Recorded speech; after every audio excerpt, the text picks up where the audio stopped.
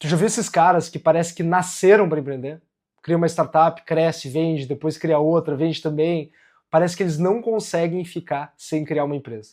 E aí a gente pensa, pô, eu tô aqui me matando para criar uma e para eles parece o negócio mais fácil do mundo. Bom, eu convivi com muitos desses caras nos últimos 10 anos e eu saquei a deles. Essa turma desenvolveu um talento não, uma habilidade fora do comum, fora do normal, de identificar oportunidades de negócio. Porque ideia todo mundo tem, mas esses caras, eles têm um faro para aquelas ideias que realmente valem a pena. E o segredinho está aqui, ó. Eles enxergam essas oportunidades porque eles são muito bons em identificar problemas. Ou seja, achar coisas que doem para as pessoas e que elas estariam dispostas a pagar bastante dinheiro para quem resolver. Aí eles vão lá, acham uma forma de resolver e tá feito um novo negócio. Nesse vídeo eu vou te explicar como que a gente fica bom em identificar problemas e como saber quais problemas são boas oportunidades de negócio. E aí tu vai entender se as tuas ideias de negócio são boas mesmo. Eu vou te dar um frameworkzinho pronto para tu usar, para que tu fique cada vez mais afiado para conseguir enxergar as melhores oportunidades que passam na tua frente. Meu nome é Guilherme Yenck, eu já criei 4 empresas, entre elas a CapTable, que foi a maior plataforma de investimentos em startups do Brasil, e eu tô aqui para compartilhar tudo o que eu acredito que pode te ajudar na tua caminhada empreendedora. Bom, então o que eu tô te dizendo aqui é: encontrar oportunidades vem de enxergar problemas. Eu já expliquei isso em outro vídeo que está aparecendo aqui para vocês, mas se tu ainda não está bem convencido, eu vou te contar uma coisa. O fundador do Waze escreveu um livro que, por sinal, se chama Apaixone-se pelo Problema e não pela Solução, e lá ele conta que todas as startups que ele fundou vieram de problemas que ele mesmo sentiu. Sabe aquela história de fazer compras no exterior e como tu não mora naquele lugar, tu pode pegar o reembolso do imposto sobre consumo? Bom, o Uri Levine, que é esse fundador do Waze, ele foi para a Europa, fez algumas compras e teve muita dificuldade de conseguir pegar o reembolso dele por conta da papelada, é um processo bem burocrático mesmo. Aí ele criou a Refunded, que digitaliza todo esse processo. Aí depois ele se deu conta que estavam cobrando uma taxa indevida no plano de previdência dele e criou a Ponteira, que é uma plataforma que ajuda as pessoas a encontrar esses custos escondidos nos investimentos e conseguir reduzir eles. Aí outro dia ele estava indo a Nova York e uns dias depois que ele tinha comprado a passagem, um outro funcionário do Waze pediu para ir junto. Quando ele foi comprar a passagem para o funcionário, ele pagou 30% mais barato do que a passagem que ele tinha comprado para ele mesmo uns dias antes. E a verdade é que, né, a gente até monitora o preço de uma passagem aérea antes de comprar ela, mas ninguém fica monitorando a passagem depois de já ter comprado. Então ele criou a Fairfly, que basicamente ajuda as pessoas a saberem quanto que a diferença de valor entre o que eles pagaram e o que está hoje é maior que a taxa de cancelamento, ou seja, quando que valeria a pena eventualmente cancelar a passagem e recomprar a passagem de novo e acabar economizando nesse processo. E a própria ideia do Waze surgiu quando ele estava voltando de um evento familiar, fora de Tel Aviv, estava chegando na cidade, com tudo engarrafado, era um feriado em Israel, e ele não sabia qual seria o caminho mais rápido. Enfim, é assim que funciona. Quem fica bom em perceber problemas está no caminho para ser um puta empreendedor. Bom, mas para um problema virar uma oportunidade, tem 3 etapas importantes. A gente tem que, primeiro, enxergar o problema, que é aquele primeiro clique, tipo, opa, acho que tem uma oportunidade aqui, né? E eu vou te ensinar a ter mais cliques desse tipo no teu dia a dia. Daí depois a gente tem que validar o problema, que é entender se mais pessoas sentem aquela dor. E por último, a gente tem que, daqueles problemas que a gente listou e quer resolver, entender quais deles são de fato boas oportunidades de negócio e quais são melhores oportunidades do que os outros. Beleza, o primeiro passo é a gente enxergar o problema, que é quando a gente percebe algo que incomoda na nossa vida ou na vida de outras pessoas. E como eu comentei, tem gente que é muito bom nisso. E a boa notícia que eu tenho para vocês é que isso é uma habilidade assim como qualquer outra e a gente pode treinar. Pensa em alguém que quer tocar piano. Como é que a gente fica bom em tocar piano? Bom, a gente pratica, né? Mas vamos ser ainda mais específico. Como que a gente pratica? Bom, a gente vai lá, reserva um horário para isso e a gente tenta sempre praticar X minutos por dia ou X minutos por semana.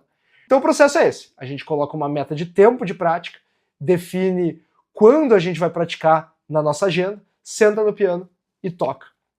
E é assim que alguém que quer tocar piano melhor faz. Agora me diz, Como é que a gente faz se a gente quer ficar melhor em identificar problemas? O mesmo processo. E a sugestão que eu te dou de como fazer isso no nosso caso aqui é a seguinte: abre o teu aplicativo de notas do celular aí e cria uma lista de problemas. Vai lá, bota o nome, problemas.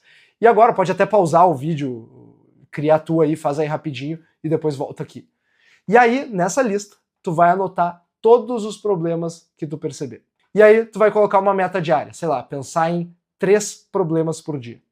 E aí tu vai reservar 10 minutinhos no fim do dia, já coloca aí na agenda, bloqueia esses 10 minutos, e o que tu vai fazer? Caso tu não tenha anotado 3 problemas ao longo do dia e batido a tua meta, agora nesses 10 minutos tu vai te forçar a pensar em 3 problemas ou, enfim, o número que faltar para bater a meta. E aí não precisa ser nada sofisticado, repassa teu dia na tua cabeça, passo a passo. E lembrando aqui, tu não precisa ter uma solução para o problema ainda. Talvez nessa etapa o problema nem precise ser solucionável. Tipo, eu levo muito tempo para atravessar uma rua movimentada. Meu cachorro late pro cachorro do vizinho. O que são coisas que te incomodaram? O que alguém reclamou para ti de alguma coisa que tinha que fazer ao longo do dia? Sei lá, hoje eu levei muito tempo fazendo um cadastro para acessar um prédio comercial. São essas coisas que tu vai anotar aí nessa lista que tu acabou de criar no teu celular. E ó, ter um horário reservado na agenda para fazer isso não só vai te forçar a gerar 3 problemas por dia, como vai te criar esse hábito de pensar sobre isso. E aí tu vai pensar, putz, amanhã vou prestar mais atenção ao longo do dia para não ter que parar para pensar em problemas de noite. E aí quando tu te der conta, ao longo dos teus dias, tu já vai estar mais atento a problemas que podem aparecer. E é justamente isso que a gente quer que aconteça. É um treino, e a gente quer que com o tempo isso vá ficando uma coisa tão natural para ti, perceber problemas, quanto respirar. É chato a gente ficar fazendo listinha de problemas, botando meta, bloqueando a agenda para anotar os problemas? Sim, é muito chato. Mas qual é o tamanho da tua vontade de empreender? Quanto seria importante para ti conseguir encontrar melhores oportunidades de negócio? Ó, o que mais tem é gente que sonha em empreender, mas não está disposta a fazer o esforço necessário. Por favor, não seja uma dessas pessoas. Criar uma empresa de sucesso, pessoal, que cresce, que gera valor para as pessoas, é muito difícil e vai tomar muitos anos da tua vida, demandar muita energia. Se tu não está disposto sequer a esse nível mínimo de comprometimento, que é bloquear a agenda 10 minutinhos por dia para pensar em problemas, eu sugiro que tu nem pense em empreender. Isso aí, ó, é só por agora. Vai ficar automático com o tempo. Tu vai ter esse chip instalado na tua cabeça. Tu vai ver que incrível que é. Beleza, Guilherme, já tô bem bom em ficar achando problema no mundo e a minha lista já tá bem grande. O que eu faço com essa montanha de problemas agora? Bom, agora é hora de a gente validar e qualificar o problema, que é a nossa segunda tarefa aqui. E o que a gente vai fazer nessa etapa é basicamente verificar se a nossa percepção está certa. E aquele problema que a gente gostou, se identificou e quer tentar resolver, se é algo que realmente existe, é algo que é sentido por outras pessoas além de nós mesmos. Enfim, essa é a parte de qualificação. E além disso também, a gente vai aproveitar esse momento aqui para coletar mais dados sobre esse problema. Quem sente? Como sente? Quão grande é ele na vida das pessoas? Enfim, eu já falei isso no vídeo que mostra o passo a passo para empreender. Se tu não assistiu, vai lá e assiste depois. Eu vou deixar ele aqui no final do vídeo. Mas ó, não é tão simples quanto parece essa etapa aqui, pessoal. Aliás, essa etapa da qualificação é bem difícil fazer direitinho. É muito fácil, simplesmente, a gente dizer, pô, vai lá e conversa com as pessoas para ver se elas sentem isso. Inclusive, eu mesmo já sugeri isso aqui para vocês em outros vídeos. Mas quando a gente fala isso, é uma forma de simplificar. Tem a forma certa e a errada de ir lá conversar com as pessoas. Muitas vezes tu vai lá e pergunta para as pessoas sobre os problemas que elas têm e elas vão acabar te dando respostas meio superficiais e tu vai acabar pegando mais opiniões e não o que realmente importa, que são comportamentos de consumidor.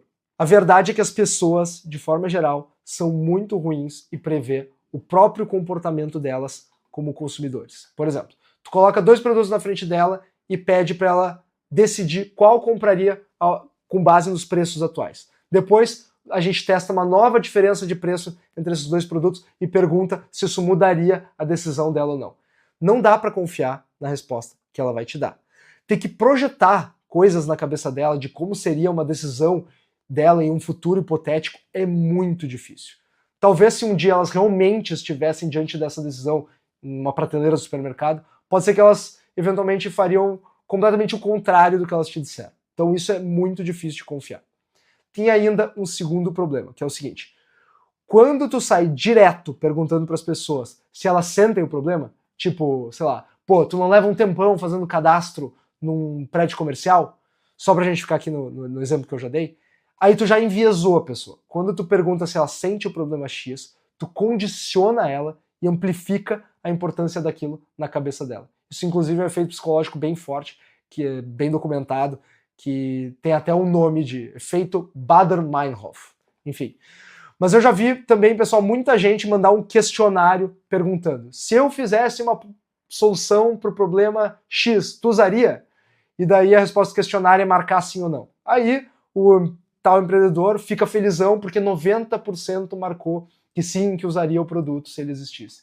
Isso não vale, tá? Isso não te diz nada. Bom, beleza. Mas como é que a gente fica bom, então, nessa parte de validar o problema? A gente precisa focar nas dores que as pessoas realmente sentem e não apenas que dizem que sentem.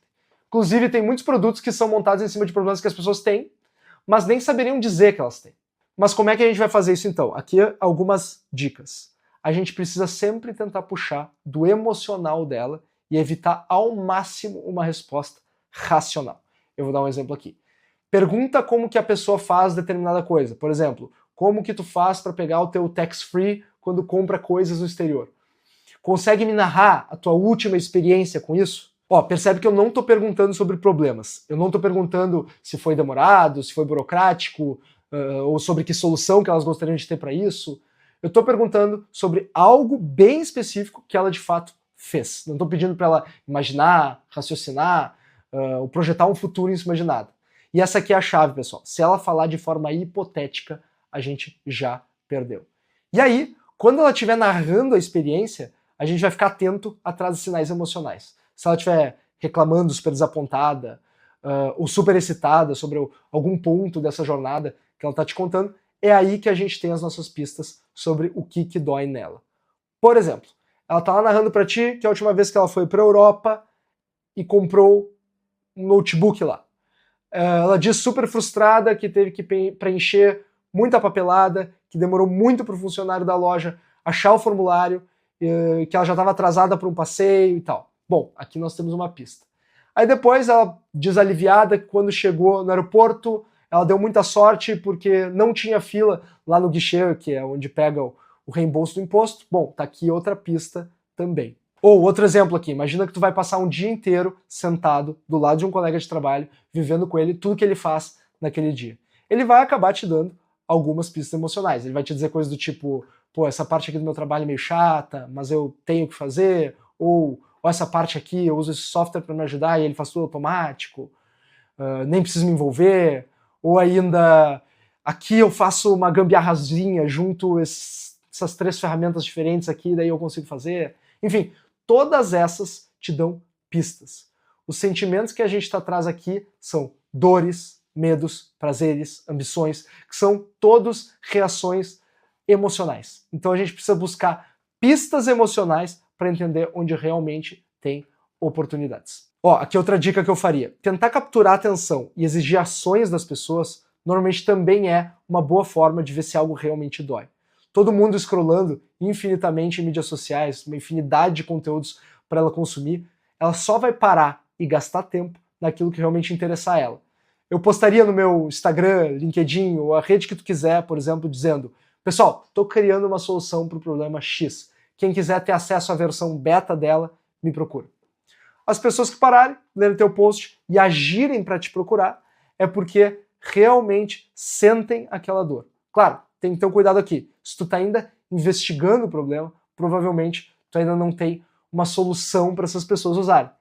Mas uma ideia aqui seria só criar uma isca para que tu possa chamar elas para entrevista e entender mais sobre como que elas sentem aquele problema e prometer que eventualmente ali depois, quando tu tiver desenvolvido a tua solução, ela vai ser a primeira a ter acesso grátis ou cupom de desconto ou alguma coisa assim. Bom, mas dá pra ir mais light também se tu não quer esse nível de comprometimento. E só comentar, eventualmente fazer um post dizendo que está construindo uma solução para o problema X e convidar as pessoas a te mandar mensagens sobre como aquele problema impacta a vida delas. Provavelmente menos gente vai te procurar, mas daí tu não vai precisar prometer acesso grátis ou cupom de desconto, enfim, para depois. Então tá, a gente já listou vários problemas, pegou alguns para validar e qualificar. O último passo agora é saber quais são mesmo boas oportunidades de negócio. Eu vou te mostrar aqui 3 análises interessantes para a gente ter uma ideia de quão boa é uma oportunidade. A gente sempre fala que tem que identificar problemas, dores das pessoas, né? A gente fala sempre essa palavra dores, né? Eu mesmo falei isso aqui nesse vídeo algumas vezes e ainda vou falar mais algumas vezes até o final. Mas isso, pessoal, é uma simplificação. Na verdade, o que a gente tem que fazer é achar espaços em que a gente possa melhorar a vida das pessoas. Claro, resolver uma dor certamente é uma forma de fazer isso, mas tem outras formas também. Lembra dos sentimentos que a gente falou aqui logo antes? Dores, medos, prazeres e ambições? Melhorar a vida das pessoas significa atacar pelo menos um desses aí. Aí é o seguinte: prazeres e dores são sentimentos que a gente tem agora, nesse momento. Medos e ambições são coisas do futuro. Medo é a ideia de que eu posso vir a sentir dor no futuro. E ambição é a ideia de buscar sentir um prazer no futuro. Deixa eu explicar melhor, você entra muito aqui na filosofia do negócio. Existem os prazeres e a ambição é prazer futuro. Aí tem as dores e o medo, que é dor futura. Levar muito tempo para entrar num prédio comercial é uma dor, porque é um evento que realmente aconteceu. A perspectiva de perder o emprego é um medo, porque é um evento que ainda não aconteceu, mas a gente já sofre pela perspectiva de algum dia acontecer, e daí então a gente acabar sentindo essa dor. Exemplos de prazeres poderiam ser tomar uma taça de vinho, praticar um esporte, fazer uma entrega bem feita no trabalho e ganhar elogios, economizar tempo. Enfim, são coisas que realmente aconteceram. E aí as ambições seriam coisas que ainda não aconteceram, mas que a gente vai sentir prazer se elas acontecerem lá na frente. Alcançar a liberdade financeira, ter um negócio de sucesso, coisas desse tipo. Bom, eu tenho aqui a minha lista de problemas. E esses problemas, cada um deles evoca um desses 4 sentimentos nas pessoas. Quais desses sentimentos são melhores do que os outros para a gente tentar atacar?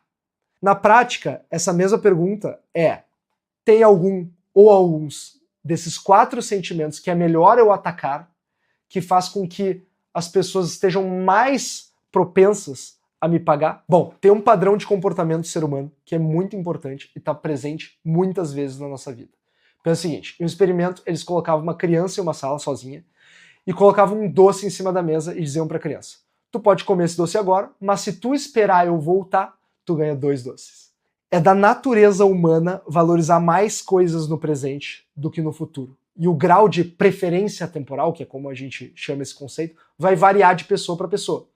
Mas a maioria vai preferir ganhar 100 hoje do que 110 ano que vem. A maioria das crianças vai preferir comer o doce agora do que esperar para ganhar 2 doces. E isso vale também para esses 4 sentimentos que eu citei aqui para vocês. O que eu estou trazendo para as pessoas, tende a ser melhor que tu resolva uma dor que ela tem agora do que tu mitigue a chance de algo acontecer, algo que as pessoas têm medo que aconteça.